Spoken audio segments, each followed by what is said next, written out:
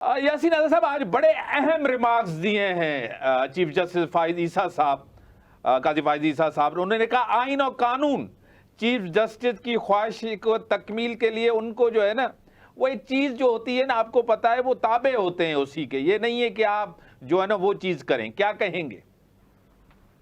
دیکھیں سر، last time جب full court کی میٹنگ اجلاس ہوا تھا تو اس میں آنریبل چیف جسٹس نے ایک آبزرویشن دیا تھا جس میں انہوں نے یہ بات کہی تھی کہ پارلیمنٹ کا ادارہ یا قانون ساز ادارہ ہے اور ہمیں کسی بھی صورت میں اس کے معاملے میں مداخلت نہیں کرنی چاہیے. صحیح.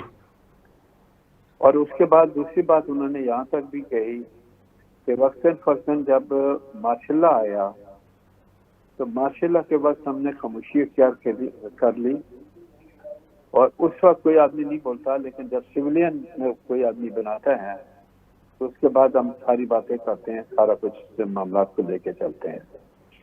آج بھی آپ نے دیکھا ہوگا کہ کیس کی پروسیڈنگ کے دوران آنریبل چیف جسٹس نے جو ریمارک دیے وہ یہ ہیں کہ قانون اور آئین جو ہے سر، آئین جو ہے ایک ایسی دستاویز ہے جس کے مطابق تمام معاملات ملک کے چلتے ہیں.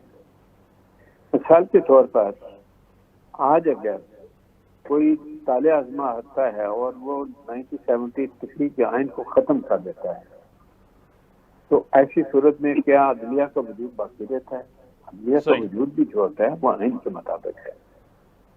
تو جب آئین ہمارا جو ہے سپریم ہے اور پارلیمنٹ کمپیٹنٹ ادارہ ہے قانون سازی کا، تو میرے نزدیک بھی honourable chief justice supreme court کو وقتاً فوقتاً جو پارلیمنٹ کے بنائے ہوئے قوانین کو ڈسٹرب نہیں کرنا چاہیے.